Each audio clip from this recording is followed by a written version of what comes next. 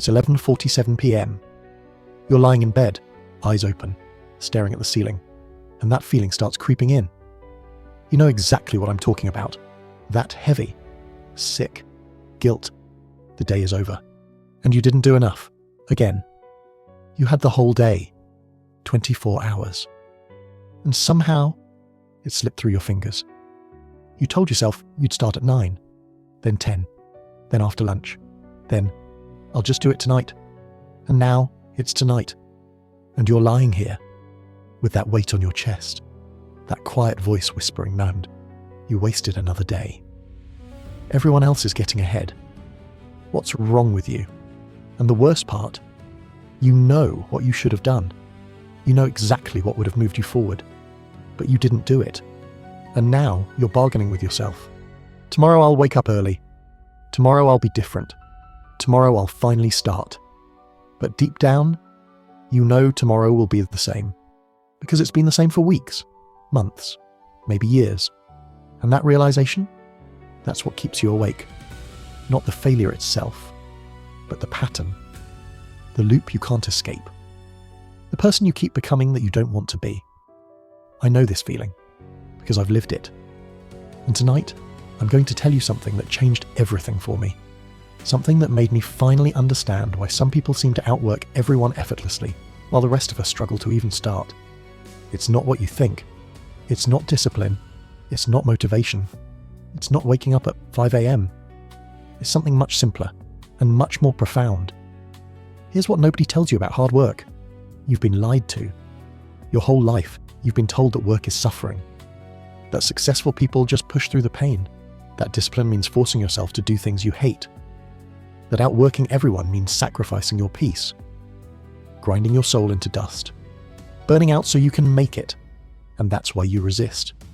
Because who wants that? Who wants to suffer? Your brain is designed to avoid pain. So every time you think about working, your subconscious whispers, that's going to hurt. That's going to be hard. You should rest first. You should feel ready first. And you listen, because you believe work is the enemy of peace. But here's what I discovered. The people who outwork everyone, they don't see it that way. For them, work isn't suffering. Work is sanctuary. Read that again. Work is sanctuary. It's the quiet place they escape to, not the thing they escape from. Think about it. When you're working, really working deep in the zone, what happens to your anxiety? What happens to your overthinking? What happens to the noise in your head? It disappears. The chaos of life, the comparisons, the worries about the future, the regrets about the past, all of it, gone. Because you're too focused to feel it. The greats understood this. They didn't work hard because they were disciplined. They worked because work was their medicine, their meditation, their escape from the noise. While you're lying awake at night, tortured by your thoughts, they're sleeping peacefully because they already found peace in the work. The anxiety you feel right now, the guilt eating you alive, that's not because you worked too hard. It's because you didn't work at all. The pain isn't in the doing. The pain is in the avoiding. And when you finally understand that, everything changes. Let me tell you about the worst year of my life. I was 23. Broke. Lost. Watching everyone around me figure it out. Friends getting promotions. Classmates launching businesses. People I went to school with buying apartments. And me, I was paralyzed. I had ideas. I had dreams. I had potential. But I couldn't move. Every morning I'd wake up with this crushing weight. You're behind. You wasted your early 20s. It's too late. And instead of working, I'd numb myself. Scroll. Binge. Distract. Anything to escape the feeling that I was falling behind. But here's the irony. The more I avoided, the worse it got. The anxiety multiplied. The guilt compounded. The gap between where I was and where I wanted to be grew wider every day. And I remember one night, I was lying in bed at 2 a.m.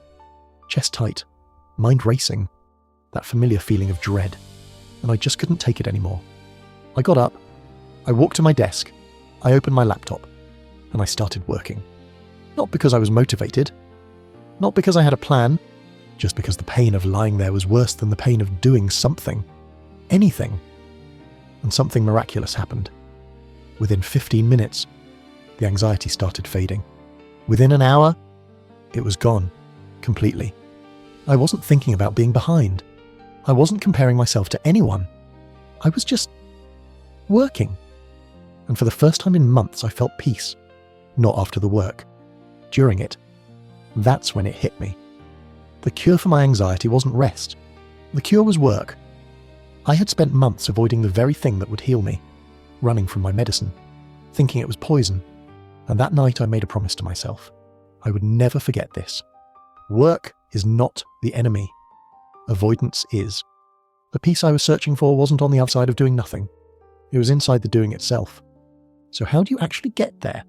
How do you make work feel like sanctuary instead of suffering? Let me give you 3 specific things that work.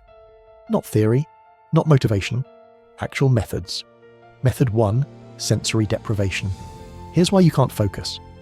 Your environment is more interesting than your work. Your phone is buzzing, your tabs are open, your room is full of distractions, and your brain always chooses the most stimulating option. Always. So the solution isn't more discipline, it's less competition. Make work the most interesting thing available. Before you start, put your phone in another room, not on silent. In another room. Close every tab except what you need. Turn off all notifications. Make your environment boring. So boring that work becomes the most stimulating thing you can do. This is called sensory deprivation. When there's nothing else to do, your brain will work. Not because you forced it, because you gave it no choice. Method 2, ignition rituals. Your brain doesn't know how to start. That's the problem. You sit down and you feel resistance, because there's no clear signal that says work begins now. So you need to create one, a Pavlovian trigger, something that tells your brain, when this happens, we work. It could be anything. A specific song you only play when working. A cup of coffee you make the same way. Putting on headphones. Lighting a candle. Sitting in a specific chair. The ritual itself doesn't matter. What matters is consistency. When you repeat the same action before every work session, your brain starts associating that action with focus.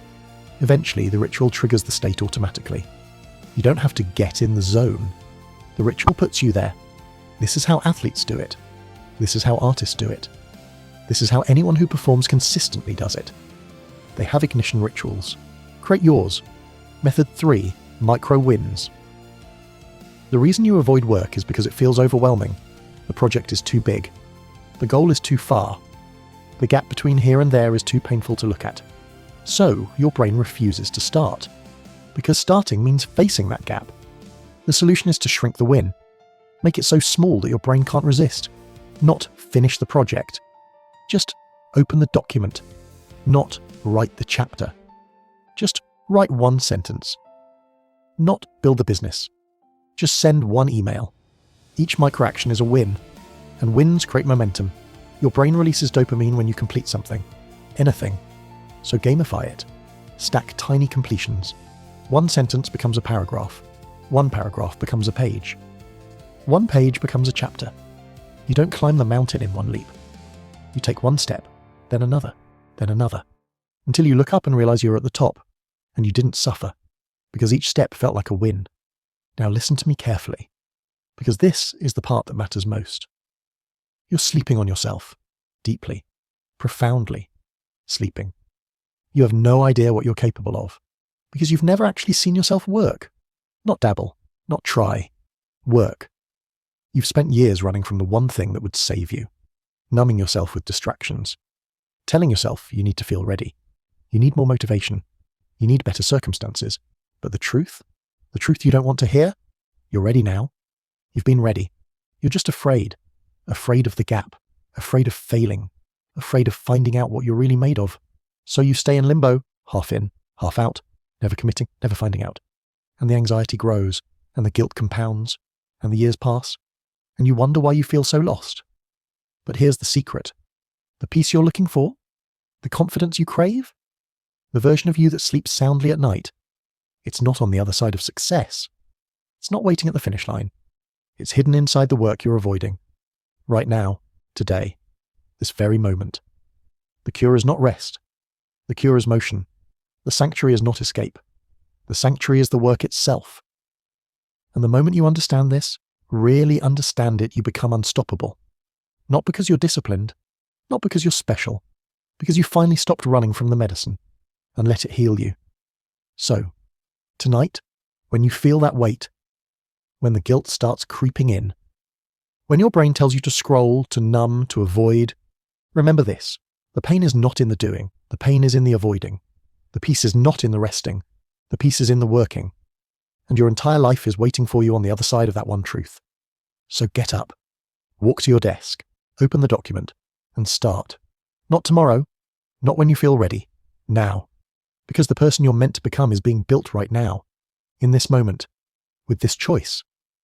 And they're waiting for you to show up. Don't make them wait any longer.